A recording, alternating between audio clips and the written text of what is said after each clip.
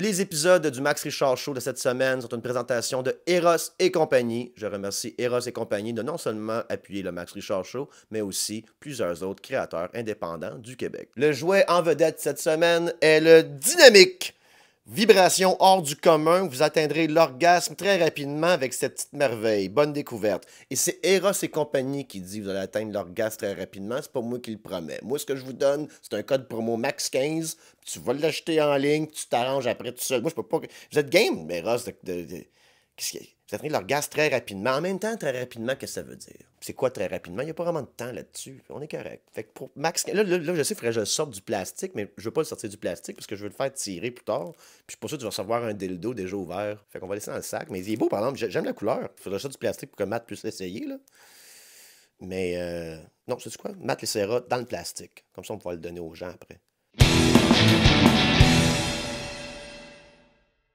Christopher, Savannah du The Rover, bienvenue au podcast Max Richard Show. Ça va bien? Ça va super bien, merci. Je vous laisse vous introduire un peu. Je fais rarement ça. Souvent, j'avais des amis humoristes, tout le monde connaît tout le monde, mais là, pour vous autres, je vais juste m'assurer que je vais vous laisser vous-même vous introduire avant que je m'offre up ça. Là. Fait que, Chris, vas-y. Mon nom, c'est Chris Curtis. J'allais dire, je détiens une entreprise médiatique. Non, je travaille avec The Rover. C'est un média indépendant que j'ai cofondé il y a 5 ans. Et avant ça, j'étais au Montreal Gazette pendant une dizaine d'années. J'ai couvert des affaires autochtones, beaucoup d'élections, tout ce qui est crise des opiacés, itinérance, pauvreté, tu sais, toutes les bonnes choses déprimantes. Ouais. Mais oui, c'est mon parcours professionnel. J'habite avec ma conjointe puis ma petite fille de 4 ans et j'ai la chance de travailler chaque jour avec une de mes meilleures amies, Savannah Stewart. Oh, wow, qu'est-ce que c'est bon. Il lance la pomme. Allez, c'est bon. C'est mon cue. Oui, exact, oui, Savannah. Donc, oui, moi, c'est Savannah Stewart. Approchez le micro un peu. Ouais, ça dérange pas, merci. Oh, mon Dieu. Ouais, ça, c'est pas grave, ça grince partout. Pas mettre de l'huile de mes affaires. Oui, Savannah, excuse. Non, ça va. Moi, c'est Savannah Stewart. Je suis la rédactrice adjointe de The Rover. Nous sommes les 2 employés de The Rover ici en ce moment. Et j'ai commencé en 2023, mais mon premier article dans The Rover, c'était en 2021, donc ça fait quand même quelques années qu'on se connaît. Moi, mon parcours, j'ai fait beaucoup de freelance avant de travailler au Rover. J'ai aussi travaillé 1 an à The Eastern Door, le journal de Ganawagé. Et mes intérêts, c'est plutôt logement, développement durable, justice. Donc, ça, c'est ce que moi, j'ai tendance à couvrir. Ouais. Tu sais, les deux, vous avez dit justement des sujets qui vous tiennent à cœur, spécifiques. Il y a du monde qui vont, on a parlé un peu, c'est un peu stagé mon affaire pendant la cuisine, mais il y a du monde qui vont dire, ben, crime, c'est-tu de l'activisme, tu sais? Sinon, t'es journaliste pour te couvrir la nouvelle, puis moi, mon bagage de journaliste, quand je suis devenu journaliste, je veux pas mon histoire à moi, mes fans de la canette, je ne connaîtrais pas, mais moi, j'ai comme étudié en sécurité en premier, parce que j'ai vu 2 tours tomber, il fallait que je m'en mêle. I had to do something about this. Ouais. J'ai rien fait. Et après ça, mais j'ai découvert à l'université des journalistes comme Robert Fisk. Je sais pas si vous connaissez Robert Fisk. Fisky, oui. OK. Puis c'est lui qui m'a vraiment montré un peu, qui disait souvent, hey, on couvre pas une game de hockey. Ouais. Tu sais, c'est pas comme l'équipe A contre l'équipe B, il faut être fair. Vous, quand vous ciblez des sujets comme ça, est-ce que votre idée est déjà faite par rapport... Qu'est-ce qui vous accuse de militantisme parce que le monde pense que votre idée est déjà faite? Parce que si vous écrivez sur l'itinérance, mais le logement, il faut blâmer quelqu'un. Comme on peut pas juste... Ouais. Tu sais? Mais il y a une couple de choses. Mais la première chose que je dirais, c'est que même si on se dit un journal progressiste, on est des gauchistes, whatever, on pose des questions un peu partout à tout le monde, puis en écrivant nos articles, souvent l'hypothèse avec laquelle on a commencé l'article, ça va nous surprendre. Ah, bon, j'ai appris quelque chose, j'avais tort. Mm-hmm. Fait qu'on se donne toujours cette opportunité-là d'avoir tort, de s'auto-critiquer le plus possible. Oui, on couvre des enjeux autochtones un peu plus de la perspective autochtone. On travaille avec des journalistes autochtones. On travaille un peu plus dans les communautés que d'autres journaux. On est souvent dans la rue, on est souvent sur le terrain, puis ce qu'on fait, c'est qu'on reporte la vérité puis la réalité. Puis tu sais, comme avec le statu quo, les choses, de la manière que les choses sont aujourd'hui, le système actuel, whatever, dans les derniers 10 ans, le prix du loyer à Montréal a doublé. L'itinérance à travers le Québec a pas mal doublé. Tu sais, les encampements là, qui étaient avant juste un problème à Montréal, genre 2020, pandémie, dans toutes les grosses villes au Québec, au Canada, tu as les encampements. Fait que pour moi, se dire neutre dans tout ça, c'est comme être en faveur d'un processus qui commence à créer toutes ces injustices-là. Puis je parle même pas de comme un système judiciaire où si t'es une victime d'agression sexuelle, t'as vraiment presque 0% de chance que la personne qui t'a agressé va faire face à la justice. Fait que pour moi, le statu quo, c'est comme, je veux pas être assis sur la clôture en train de dire, ah, on va donner 5 minutes aux nazis, puis on va donner la parole à Gilbert Rozon, puis on va vous laisser décider. Mm-hmm. C'est un peu méprisant de la vérité. Excuse-moi, c'est comme, je commence à m'enrager, fait que je vais passer la fois à Sylvain. C'est la bonne place pour, il y a beaucoup de rage dans mon salon. Mais ok, ouais, je comprends ce que tu veux dire. OK. Sylvain, est-ce que tu es militante? Est-ce qu'on est militant? Ben, je pense que quand les gens parlent du journalisme militant, ce qu'ils disent, c'est qu'ils pensent que c'est un journaliste qui manque d'objectivité, de neutralité, qui est évidemment un principe du journalisme qu'on peut débattre très longtemps. Mais je dirais que c'est possible de ce qu'on veut faire, c'est faire du journalisme qui est enligné avec les personnes, les gens, la communauté, et pas avec le profit. Donc, et je pense que dans les faits, ce qui arrive, c'est que c'est du journalisme qui est de gauche, c'est du journalisme qui va parfois être qualifié d'étant militant.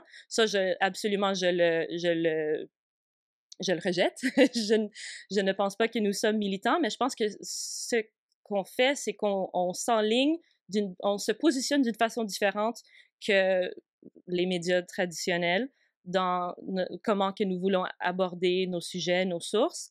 Et je pense que l'objectivité, tant que j'ai beaucoup de problèmes avec, je pense que comment ça se manifeste, c'est plutôt comme vouloir se mettre dans les souliers de l'autre personne, même si on ne s'entend pas avec eux. C'est vouloir mettre leurs souliers, mettre leur chapeau, whatever, puis voir le monde de leur façon. Ça veut pas dire qu'on va le reporter comme ça veut juste dire qu'on... Pour le comprendre. Oui, exactement. Exact. Et je pense que c'est comme ça que l'objectivité devrait se manifester dans le journalisme.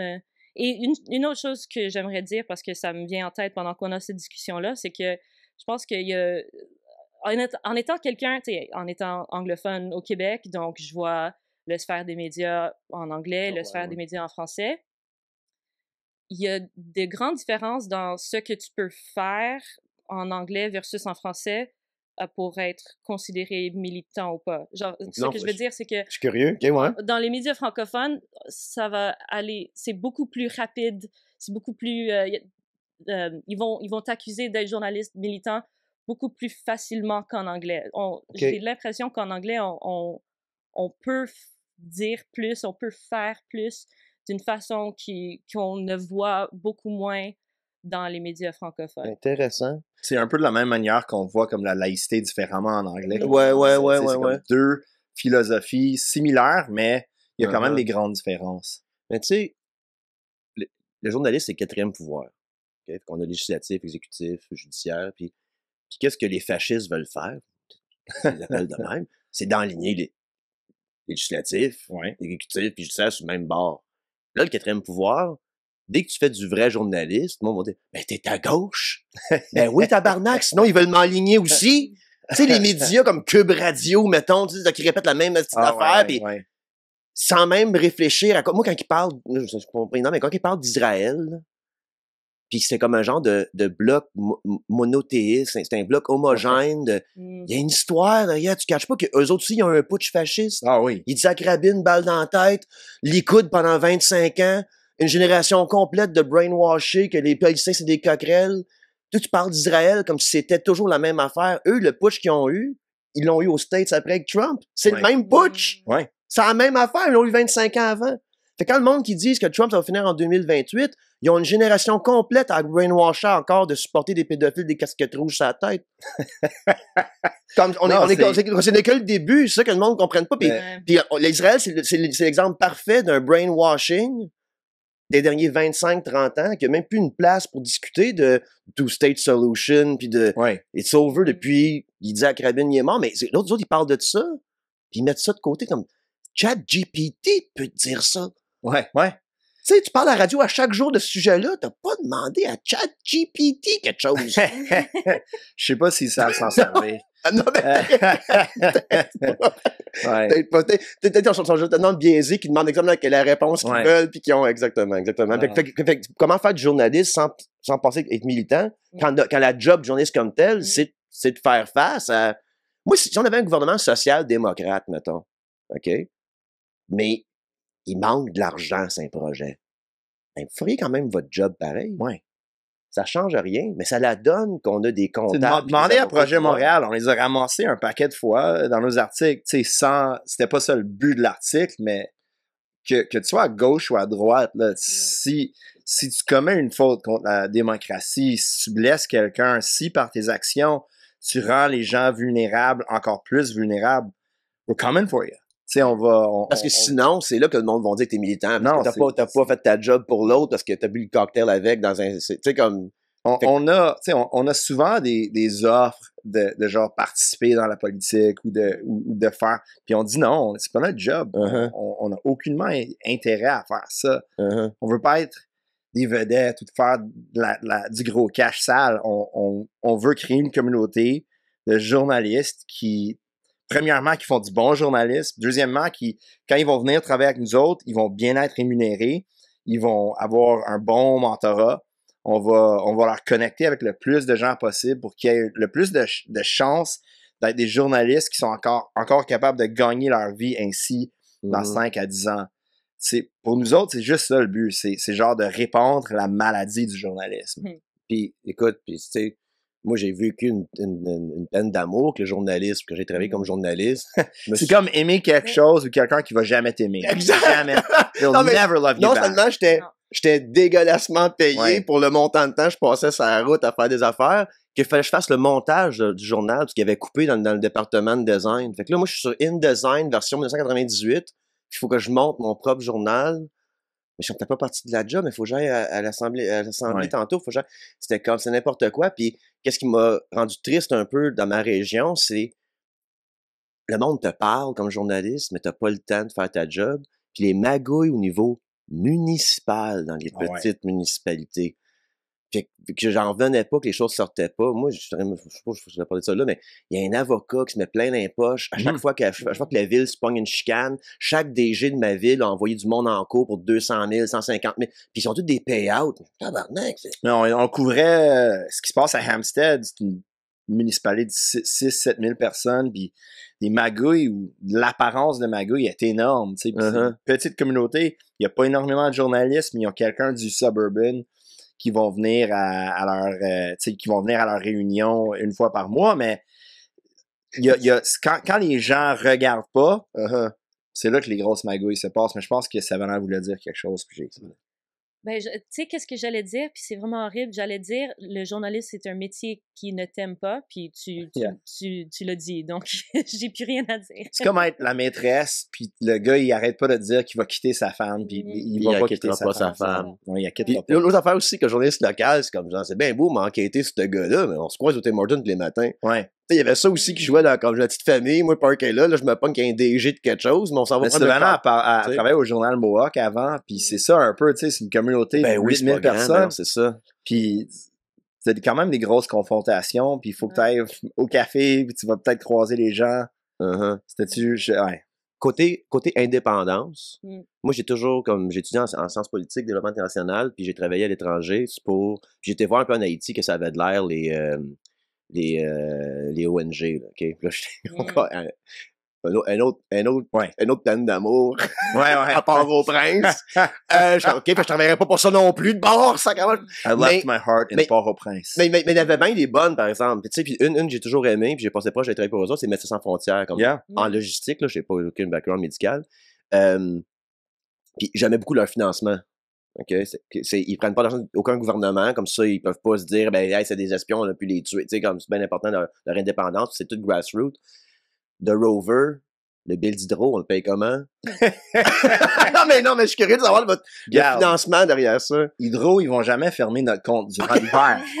Durant l'hiver, fait on le paye l'été, puis là, on s'arrange pour un... Ouais. Savannah, comment on paye nos comptes? On a fait les calculs pour 2024, donc je peux dire que en 2024, on avait le 2/3 environ, c'était de nos lecteurs-lectrices, donc c'était j'ai de la misère avec le gros chiffre en français. 119 000. Malade. Good for you guys. Okay. C'était les lecteurs-lectrices. Puis là, on avait un tiers qui était des subventions. Donc, c'était à peu près 55 000. Vous avez accès à des subventions? Certaines. Ouais. Évidemment, une source de tension. Subventions. Mais vous êtes reconnu comme un média? Oui. Ma question, c'est pour venir à êtes-vous bloqué de Meta? Oui. Oui, OK. Oui, notre premier Instagram est bloqué. Tu peux toujours le voir. Oui, mais il existe toujours, mais il n'y a pas de contenu. Mais ça dérange pas parce que notre nouveau Instagram qu'on a fait après le Metaban... que Savannah a fait après le Metaban. Oui. Okay. Moi, je l'ai créé, mais lui, c'est lui qui fait tous les vidéos. Qui font en sorte qu'il le feed, voilà. Mais, tu sais, c'est ça que plusieurs des médias, surtout les médias indépendants, ont fait au Canada, sont retournés sur Instagram avec un nouveau compte, puis là, le nouveau compte est beaucoup plus successful que l'autre. Que l'ancien. Ouais. Tu sais, son autre affaire aussi, comme dans le temps de Twitter, avant X, tout ça, je voyais déjà le trend arriver que comme, tu sais, le gouvernement du Canada a 1 million de followers, Justin Trudeau en a 16. Ouais. Les journalistes, même chose. Le Gazette, j'invente les chiffres, mais comme 200 000 followers, mais Patrick Lagacé, il y a 3-4... Fait que ça vient un peu à l'individu qu'on va s'attacher à aussi, pas juste le brand, mais comme de mettre de l'avant tes journalistes, les personnaliser. Ça peut être une force comme démocratisante. Ouais. Quand j'étais au Gazette, j'avais quand même, parmi tous les journalistes et les chroniqueurs, je pense que j'avais le plus gros following sur Twitter. Fait que je pouvais, genre, get away avec plus. OK. Ouais, exact. Parce qu'ils savaient un peu que je pouvais faire un peu de bruit, puis que mes articles avaient un peu plus de trafic. Tu sais, j'avais plus d'opportunités avec d'autres médias ou aller à la télévision. Tu sais, avant The Gazette, t'avais toutes sortes de vedettes, genre, t'avais comme Josh Freed, tu sais, pas tout le monde vont l'aimer, mais Don McPherson, Jack Todd, tu sais, je dis les vedettes, c'est écosystème Montréal, oui. C'est différent que genre international, mais ce qui arrive ou ce qui est arrivé dans la plupart des salles de rédaction, c'est qu'on essaie vraiment de restricter ce que le journaliste peut dire en ligne. Puis, tu sais, d'un côté, je comprends, c'est safe, tu veux pas que ton journaliste dise n'importe quoi puis que ça vienne retomber sur l'organisme médiatique, mais en même temps, ça enlève beaucoup de pouvoir du journaliste, lui ou elle-même. Fait que pour moi, j'ai compris assez. Je suis arrivé à The Gazette en 2011, j'avais une affaire sur Twitter. Déjà, j'avais un petit following. Puis je me suis dit, comme, moi, ma job, elle pourrait être finie demain. Je suis genre le dernier rentré, puis je vais être le premier sorti s'il y a des mises à pied. Fait que pour les jeunes journalistes, c'est hyper important d'avoir une présence sur le plus que tu es capable avec ta job. Parce que, tu sais, une fois qu'il y a la job, c'est parce que les médias traditionnels, il n'y a rien de garanti. Tu pourrais, demain, ça pourrait tout fermer. Puis tout ce que tu as, c'est ton public, puis la connexion avec tes lecteurs. Je pense que c'est super... Évidemment, il y a une manière de faire cette connexion-là, puis il y a beaucoup d'abus aussi qui peut se passer, mais pour nous, c'est... Quand on a fait le gros switch à mettre beaucoup plus de contenu sur Instagram, on a commencé à avoir beaucoup plus de... Premièrement, un nouveau public. Un public un peu plus jeune, puis beaucoup plus de gens qui vont nous donner de l'information, qui vont nous leaker des infos, qui vont nous donner un tip ou qui vont s'abonner à notre à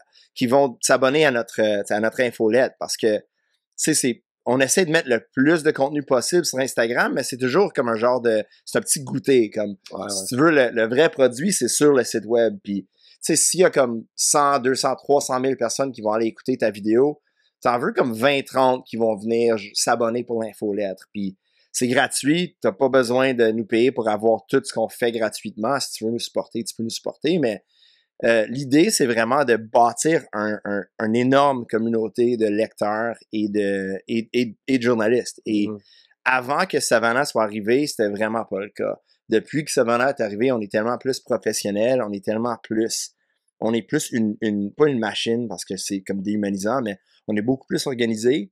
Puis on a une équipe, on a quand même une équipe de comme assez constamment, on a comme 6-7 personnes qui travaillent pour nous, puis dans une année, on va avoir une trentaine de personnes qui vont devenir des contributeurs d'une manière ou d'une autre. Puis c'est beaucoup grâce aux réseaux sociaux. OK. Êtes-vous ouvert à de la pub? Oui, OK. on C'est a comme l'infrastructure pour le faire. OK, Ouais. intéressant, OK. C'est juste qu'on n'a pas le temps d'aller solliciter. Non. Puis c'est sûr qu'on n'a pas encore eu à avoir cette discussion-là, mais c'est OK. sûr que la discussion va se faire éventuellement de est-ce que les gens qui veulent publier chez nous, est-ce qu'on les accepterait? Il y a sûr qu'il y a On n'a sûr pas aussi, des Eros et compagnie, nous autres. t'sais. Ouais, moi- Pas encore. Pas Ben, encore. en fait, il faut ouvrir des dildos dans pas long, là. Non, mais il n'y a pas le choix. Hey, Alors, viens dans hey. cette joke. Faut payer le compte Hydro. Eros Compagnie va vouloir faire des pubs avec nous. Je pense que... Oui, absolument. Non, ils sont super. Non, mais pour de vrai, ils sont super ouverts. Il y a beaucoup de. Comme qu'est-ce qui est nice en ce moment, c'est les gens de marketing, boomers, meurent. Et il y a des gens qui prennent leur place. C'est une très bonne chose. Non, mais c'est comme genre, c'est des milléniaux qui sont quand ils tombent dans des postes de direction, tout ça, qui cherchent quelque chose d'autre. 150 000 pour salut, bonjour, j'ai dit quoi vraiment en retour, ou comme, tu sais, whatever. Ouais. Fait que tu viens quand même dans la bonne space. Pour ça, ma question par rapport aux pubs, c'était, tu sais, comme moi, mettons, dans mon ancien journal, je me suis pogné avec un vendeur de maison. Mais ça a l'air que le vendeur de maison achetait beaucoup de pubs dans le journal. Fait que là, je vais faire un genre de sit-down des Sopranos avec lui pour avoir une conversation. Fait que j'ai dit trou de cul d'un restaurant. Come on! Fait qu'on peut pas. Mais là, vous autres, côté indépendance, est-ce que vous voyez peut-être un défi par rapport à ça? Non, mais comme dans Non, le futur j'y pense, j'y pense. Là, c'est sûr que vous êtes pas comme genre le rover financé par la CAQ. Là. Je sais que vous faites pas ça. Là, OK? I know, là. Écoute, Ouais. moi Mais- et François, là, on a got a good relationship. OK? Mais moi, je pense que voilà pourquoi l'importance d'avoir tellement du soutien de notre audience, des lecteurs, lectrices, parce que, tu sais, si, là, comme j'ai dit, c'est environ 2/3 de notre budget, ça provient d'eux. Merci. Mais si c'était, tu sais, 1/3, puis c'était 2/3 de la pub, comme, Non, tu sais, tout à coup, that's c'est a danger différent. zone. Ouais, C'est ouais, ça. ouais. Ça va jamais être ça notre cas. Uh-huh. Tu sais, ça va toujours être une minorité, les publicités. Là, on n'a jamais eu de l'argent de la publicité. On a juste fait des partnerships de échange. Ouais. Donc, On a travaillé avec Cinéma du Parc. Oui. OK. oui.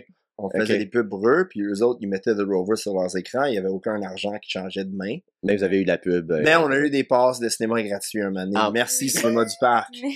Ça commence J'adore de même. Cinéma du Parc. là. C'est dur à battre. Sérieux, là, c'est pas... Même s'ils me payaient pas. OK, le question du podcast dit, c'était qu'on va faire, on va juste dire tout le temps, Je sais pas s'ils sont en compétition avec Eros et compagnie. là. Je veux pas comme créer... Non, ouais, du c'est ça, sur attention, les- c'est là. Non. Mais c'est parce que moi, la manière que je voyais ça aussi, parce que j'ai déjà eu, tu sais, pas l'idée, mais comme, tu sais, j'étais journaliste, j'essayais de figurer comment sauver le journaliste local, là, tu sais, comment je travaillais là. Puis moi, dans ma tête, je suis comme, tout le ongoing devrait être financé. Parce que je suis comme un brainstorm avec vous autres, je m'en mêle, mais c'est pour le fun, là. Mais comme tout le ongoing, ça devrait être les gens qui payent, puis tu grossis naturellement ta crowd, puis là, tu peux engager d'autres mondes. Parce que, comme mettons, mon Patreon, il fait ça de même, mais il fait ça de même, tu sais. Ouais. Comme il baisse, mais il a pas baissé là. Je continue à être connu. Fait que ça continue. Fait que moi, je vis selon les moyens de cette courbe-là, right? Moi, je voyais des pubs comme, mettons, qu'un pays nationalise ses ressources, OK?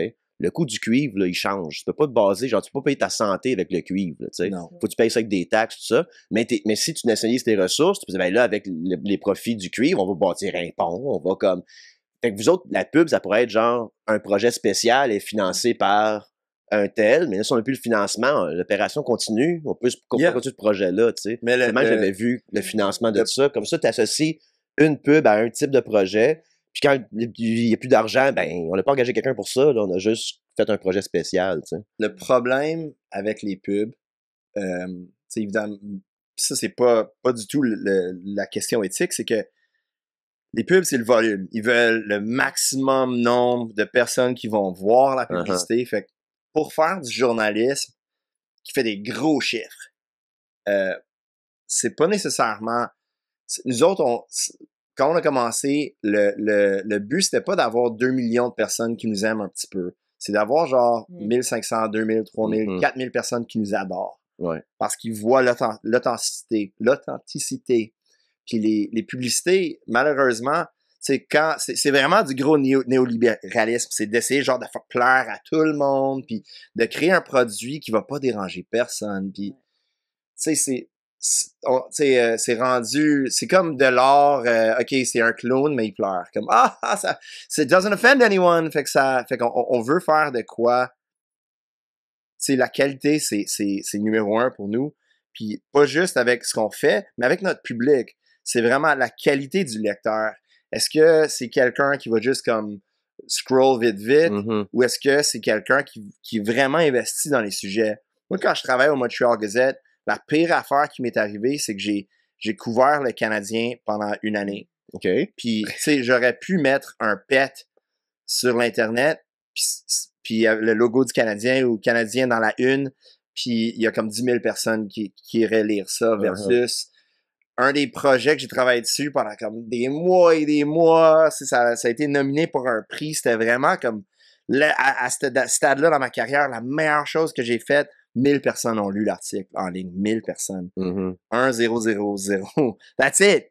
Puis pourtant, je suis pas plus fier de ce que j'ai fait avec le Canadien parce que ça avait des gros chiffres. There was no substance. C'est des gros chiffres, mais est-ce qu'ils sont vraiment investis dans le projet? Non, pas du tout. Fait que je pense que tous les journaux qui vont vraiment agressivement pour la publicité, ils vont tomber dans ce piège-là où ils vont frapper un mur. Puis ça, c'est même pas en parlant du fait que, tu sais, en ligne, là, les pubs, c'est rien. Tu sais, t'as aucun... Ça paye par 1000 vues, mettons, là, c'est comme quoi, 20$ par 1000 vues, ou que c'est rien. Puis là, tu tombes dans le clickbait. Tu vends ton âme pour 200-300$. Non, c'est cheap, ça. Moi, c'est 400 minimum. OK. C'est ça. J'aime l'intégrité, j'en ai qu'il y a un prix au bout, là, tu sais. $400. I'll say anything. Mais, t'avais dit aussi dans ton vidéo, Chris, puis ça venait juste savoir ce que tu penses de ça, en ayant travaillé ailleurs avant The Rover. Qu'est-ce qui m'a vraiment rendu un peu triste? Je suis tout le temps triste, moi. Mais tu m'as dit, ça fait difficile, mais t'avais dit genre que tu te sens pas que t'avais du backing au niveau politique, comme qu'avant tu pouvais reach out, puis qu'aujourd'hui non. Expliquez-moi ça un peu. Comme j'ai vu ça, j'ai catché, mais comme, qu'est-ce que tu veux dire par là? Tu veux dire que les politiciens ne participent plus aux médias? Moi, qu'est-ce qui me fait capoter, là, c'est de voir encore Cube Radio, là. Cube, qui est un projet amateur, que leur boss se promène partout et demande l'argent des contribuables pour financer ce projet-là, amène genre un média indépendant, Rebel News, puis leur donne une vitrine comme ça. Moi, ça me fait capoter, ben raide. T'amènes ta brand encore plus bas, tu sais. Ouais. Puis est-ce que je faisais ça au sujet, mais quand tu disais t'as pas de backing au niveau des politiciens, c'est que... Regarde, qu'est-ce que tu veux dire par là? C'est peut-être très spécifique à notre cas, c'est qu'on a beaucoup de gens qui lui donnaient des informations là, qui sont assez haut gradés dans le gouvernement. Puis on a même des gens qui avant étaient « Hey, t'es-tu correct? Ça va dessus? On peut-tu faire de quoi pour ta sécurité? Genre, si quelqu'un te menace ou whatever. » Mais à partir tu sais, depuis le 7 octobre, puis depuis qu'on a choisi de couvrir, tu sais, de se servir du mot génocide, de se servir du mot apartheid, soudainement, les gens répondent plus à nos appels. Oh ouais. Soudainement, c'est très difficile d'avoir des entrevues. Tout ce que Savannah a fait, son documentaire sur les mouvements pro-palestiniens sur les campus à Montréal, puis toute la censure qu'il y a eu, puis tout le backlash qu'il y a eu, on a de la misère des fois à avoir des réponses de ces universités-là pour des questions qui n'ont rien à voir avec la Palestine. On est, pour plusieurs personnes, considérés comme un ennemi ou trop dangereux ou trop toxique, ou être associé avec nous, ça serait comme d'être associé avec Hamas ou quelque chose qui est comme carrément ridicule, mais c'est un peu ça que je voulais dire. OK. À cause de cette position-là. Ouais. Parmi d'autres, là, tu sais, je suis baveux aussi, puis je me fais pas la gueule non plus. Ça pourrait aussi être ça. Mais je pense que la complaisance des médias dans les derniers 25 ans a enlevé une génération complète de politiciens qui savaient pas c'était quoi avoir une journaliste à ton Regarde cul. PSPP qui réagit aux moindres critiques là, avec ses esti de longs essais que personne lit à part les militants du Parti québécois. C'est un peu... Il y a la peau mince, là. Il y a pas... Le moindrement que tu le critiques, là, s'il part... Moi, tu sais, on s'est comme tu sais, Hunter S. Thompson, que Nixon... Hunter S. Thompson écrit que Nixon, c'est une vidange à chaque jour dans son journal, puis il dit « Viens avec moi sur la campagne, pareil. » Puis il écrit dans son livre qu'on croit que c'est une petite vidange tout le long. Moi, ça me fait rire. Mais ils ont mais il y avait un genre de entrevu, respect entre les pouvoirs. Mais Nixon était un crotté de première ligne, là, je veux dire, on s'entend. Mais même ces crottés-là, t'es comme « Ah ouais, c'est la game, faut jouer. » On dirait qu'ils veulent même plus jouer ce game-là. Comme ils reconnaissent même plus le quatrième pouvoir comme étant quelque chose de sérieux. Non, ils peuvent nous contourner, ils ont leur propre média. Leur propre média, exactement. Puis l'autre affaire aussi, quand j'étais journaliste, je fais que chialer, là. Mais là, j'étais mon cul à Hawkesbury, il y a un feu à Rockland, c'est à 40 minutes. Moi, je suis en train de manger ma sandwich, mon boss me texte, « Hey, il y a un feu à Rockland, faut aller couvrir ça. » Moi, j'ouvre Facebook, puis il y a comme Diane de Rockland and Friends, qui a 6 photos 4K, puis il y a Gilles qui a sorti son drone aussi. Je suis comme, on va faire quoi, moi? On va faire quoi, moi, là-bas? Fait qu'il y avait ça aussi, que genre, les vieux de la vieille, je trouvais, comme, je peux imaginer des jeunes journalistes qui arrivent, puis moi, je fais un peu d'âgisme avec les boomers, là, mais comme, tu sais, t'arrives, ton boss, il est un boomer, il est encore sur le scoop. Le scoop, man, on l'a plus, le scoop. Le scoop, c'est comme, il y a un meurtre quelque part, il y a le voisin qui a pris le clip, il y a un hashtag, le scoop, il est plus vraiment là dans le moment présent. Faut faire des enquêtes, puis qu'est-ce qui est décollissant, c'est que t'as 1000 lecteurs à la fin de toute ta patente. Qualité versus vitesse. Absolument. Mais l'affaire que t'as dit aussi de, tu veux pas avoir 300 000 personnes, tu veux savoir, moi, en humour, la joke que je dis souvent, c'est moi, je suis pas envie d'avoir 5 Olivier. J'ai 5000 Patreons, par exemple. Donc, je veux dire, quand j'ai pas envie d'avoir 9 millions de Québécois qui m'aiment, puis que je vends des shows partout, j'ai 5000 Patreons, là, où j'avais une PME problématique. C'est magnifique, tu sais. Fait que je pense que vous êtes quand même dans le business du niche, puis vous développez votre niche en ce moment, davantage, puis de grossir cette patente-là, puis vous êtes quand même dans le bon moment de faire ça. Fait que je suis un peu jaloux, pour de vrai. Yes. De la bonne jalousie, là. That you guys are nailing it too. Tu vis de ça, ça vient de commencer. Je viens de comprendre là, que vous vivez vraiment de ça, puis vous continuez. Comme, puis la prochaine étape, c'est des pubs, je crois. Comme genre, c'est excitant. Puis c'est le fun de voir du journaliste qui se réinvente, puis qui reste en dehors de tout ce qui est en train de mourir en ce moment. Parce que une affaire que Robert Fisk a faite, ce que j'ai bien aimé, c'est une conférence, puis c'est au début 2000, ça, là, ça fait des années passées.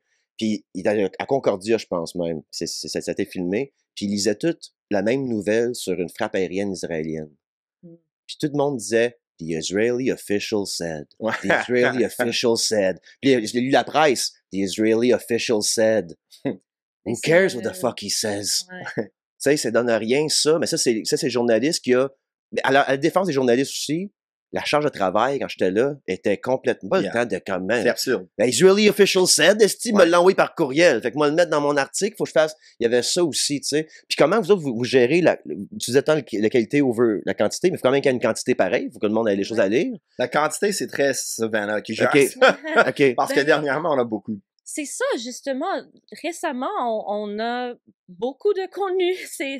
C'est beaucoup plus que, tu sais, il y a un an environ. Puis c'est justement ça que j'allais dire. C'est que une chose, je sais qu'on est sur la bonne voie parce que vraiment, certainement récemment, surtout, il y a tellement des gens qui viennent nous contacter, qui veulent offrir leur aide, qui viennent avec des idées d'articles. C'est comme, ça a vraiment, peut-être avec Instagram, peut-être aussi avec le fait qu'on parle du génocide comme un génocide, donc... On a passé un matin l'autre jour, les deux, à répondre à des courriels. Oui. Puis c'est beaucoup de courriels. Ouais, c'est ça, c'est vraiment... Il y a beaucoup de gens qui veulent participer, donc je sais qu'on est sur la bonne voie à cause de ça, justement, parce que c'est le fun, j'aime ça, il y a vraiment une communauté qui se bâtit autour, puis le contenu, ça s'en vient, là, tu sais, it's never ending. Juste la dernière semaine, on a, comme, dans les prochains jours, on va avoir quelque chose, un reportage de notre collègue Isaac Peltz sur tous les conflits d'intérêts de Soraya Martinez-Ferrada dans ce qui est ses connexions avec tous les grands bâtisseurs, tous les grands développeurs à Montréal. On a eu la semaine dernière, qu'est-ce que Néha a fait qui était vraiment, vraiment bon? Sur le Chinatown? Oui. L'itinérance à Chinatown, elle inclut des détails vraiment perturbants d'une action collective dans un quartier où les gens veulent actionner la ville de Montréal puis être compensés 25 000 par personne d'affectés par le fait qu'il y a beaucoup d'itinérance dans leur quartier. Ils ont peur, leur qualité de vie est diminuée. Fait qu'il faut leur donner 25 000 puis il faut forcer les itinérants à être évalués psychologiquement. Puis ceux qui sont considérés fous, on les lock up, puis les autres, on les dirige vers des ressources qui n'existent pas. Mm-hmm. Ça, c'est un article qu'on a sorti, puis ça n'a pas paru nulle part à Montréal, mais on a Neha, puis elle gruge, puis elle travaille, elle se défonce. On a des journalistes de même qui vraiment qui acceptent pas non comme réponse. Puis je peux penser à 3, 4, 5 autres exemples d'enquêtes qu'on a faites juste dans la dernière semaine qui font bouger des choses. La présence de dompage illégal sur le territoire Mohawk à Ganawagé, ça se passe à Kanasatake aussi, mais tu publies quelque chose comme ça, puis les gens de la communauté, le lendemain, je reçois des appels de gens que je connais, ou je reçois des messages de gens que je connais pas qui veulent dire, regarde, sur mon bloc, tout le monde a le cancer, sur mon bloc, il y a eu du gros dompage d'asbestos, il y a un problème géant, on n'a pas de réponse facile. Et les gens viennent nous voir parce qu'ils ont tout essayé. Ils ont tout essayé ils ont été au gouvernement, ils ont été à X, Y, whatever, autres ressources. Ils ont même été à d'autres journaux avant, puis ils n'ont pas été pris au sérieux. Puis ce que Savannah a fait très bien, puis ce que j'essaie de faire très bien, c'est qu'on peut s'asseoir avec les gens, on les écoute, on leur traite pas comme juste une source, on les traite comme un être humain, puis on leur donne toujours l'option de regarde, donne-moi les informations, puis si à n'importe quel moment dans le processus, tu te sens plus confortable, t'as le choix de partir, t'as le choix de dire non. J'ai travaillé à d'autres journaux où c'était non, c'était de la pression, puis là, la personne, elle t'a tout donné ces informations-là, t'as mis énormément de pression pour qu'elle te donne son nom, puis là, tu publies, puis 2-3 jours plus tard, la personne, elle se fait menacer, la personne, elle perd sa job, puis tu sais, le journaliste, non, tant pis, je passe à d'autres choses, puis nous autres, that's not how we do business. C'est en grosse partie à cause de, je pense, de nos valeurs, mais tout ce qui est genre code d'éthique, philosophie, grande vision. Moi, j'ai la chance d'avoir comme un relativement, pour du journalisme montréalais anglophone, big following en ligne. Savannah un peu moins, mais Savannah a fait c'est un peu moi la face du Rover. Mais sans Savannah, on serait vraiment dans la merde. Puis c'est la partie communauté, la partie qui a transformé The Rover dans genre une grosse famille, c'est Savannah. Puis je voulais vraiment qu'elle vienne sur le podcast parce que je suis un peu tanné de toujours dire les mêmes choses. Savannah, elle a tellement beaucoup à apporter, puis elle m'a tellement fait grandir comme journaliste, puis comme personne, puis de l'avoir dans ma vie, puis de l'avoir aussi proche de ma famille, puis d'être capable d'avoir quelqu'un que je fais confiance 100%, puis qui me fait confiance. Tu sais, on partage quasiment la même carte bancaire. Là, on a vraiment... Oui, en effet, c'est ça ma lettre. Ouais, en effet. Ouais. Puis, tu sais, c'est dur. On est toujours cassé. On est pas mal toujours fatigué. On est débordé de grosses situations, parfois dangereuses. Mais d'avoir une équipe comme on a, tu sais, d'avoir Savannah, d'avoir Neha, d'avoir Nat, d'avoir Isaac, je pourrais toutes les nommer puis pas arrêter. Tu sais, Amelia Fournier, William Wilson, on a tellement une bonne équipe puis on est tellement chanceux. Je pense que j'ai toujours voulu avoir ça. Quand on a les deux travaillé dans le même journal étudiant, j'étais un peu plus vieux que Savannah, fait que moi c'était avant elle. En même temps, mais ouais. Puis ça avait, tu sais, d'un côté c'était cool parce c'était comme si on avait, t'as l'expression en anglais, the inmates have taken over the asylum. Tu sais, c'est comme les prisonniers sont en charge de la prison. Puis c'était super cool. Ce vibe-là, ouais. Mais c'était aussi très toxique, puis très, tu sais. Puis je pense que ce que j'aimerais souligner, c'est que les gens avec lesquels on travaille, je peux juste penser à une personne qui a pas eu une bonne expérience avec nous, puis je regrette ça, puis je pense que la personne aussi elle regrette ça, mais d'être capable de vraiment être bienveillant, l'un avec l'autre, puis avec nos lecteurs, puis avec nos collègues, c'est une grosse valeur pour nous, puis c'est quelque chose que je pense les deux, à chaque jour, on travaille vraiment fort sur, OK, comment qu'on peut aider nos collègues, comment qu'on peut se réassurer que nos collègues, après avoir travaillé avec nous, ils ont plus d'outils pour avoir du succès ou que c'est que le texte qu'ils vont écrire, c'est le meilleur texte qu'ils vont possiblement être capables d'écrire. Puis moi, le succès que j'ai eu en tant que journaliste ou whatever, it means nothing. Mais le succès que les autres ont eu avec nous ou après nous, pour moi, c'est comme je peux mourir demain puis je vais être content avec ça. J'aimerais pas mourir demain, mais Ouais, je comprends. Au cas où. Puis toi, Savannah, si t'avais une baguette magique, qu'est-ce que ça a l'air, là, de Rover? C'est quoi la prochaine étape? T'as tout ce que tu veux, là.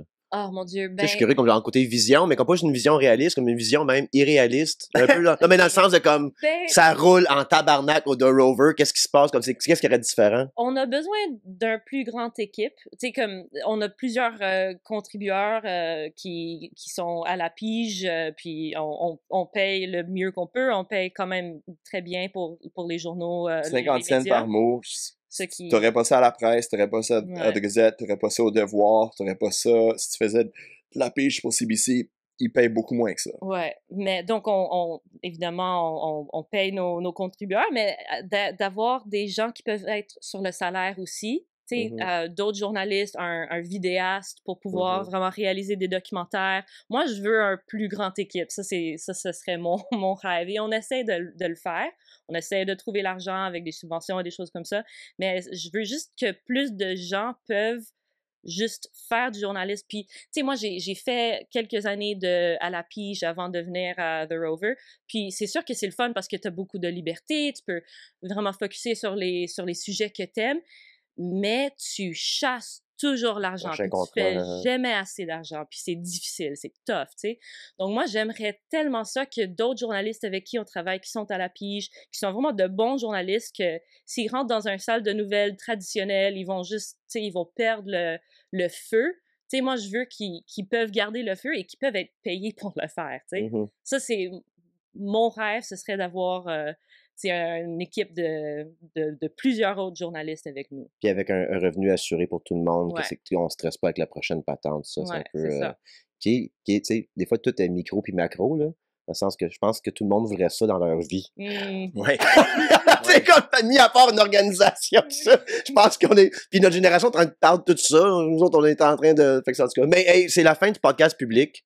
Ça, sur Patreon, après, on est quand même 500 sur Patreon. Parfait. Okay. On est sur Patreon après. Puis sur Patreon, moi, la joke que je vais faire avec vous autres, c'est que je vous donne ma candidature pour The Rover, puis pourquoi vous voulez pas m'avoir dans votre équipe. Ça va être ça qu'on fasse sur Patreon en joke. Mais je veux parler un peu de comme les prochaines étapes, ça, puis les projets de vidéos, tout ça, je suis curieux de ça. Mais je veux plugger une dernière affaire avant qu'on parte. Comment vous trouvez, comment tout ça...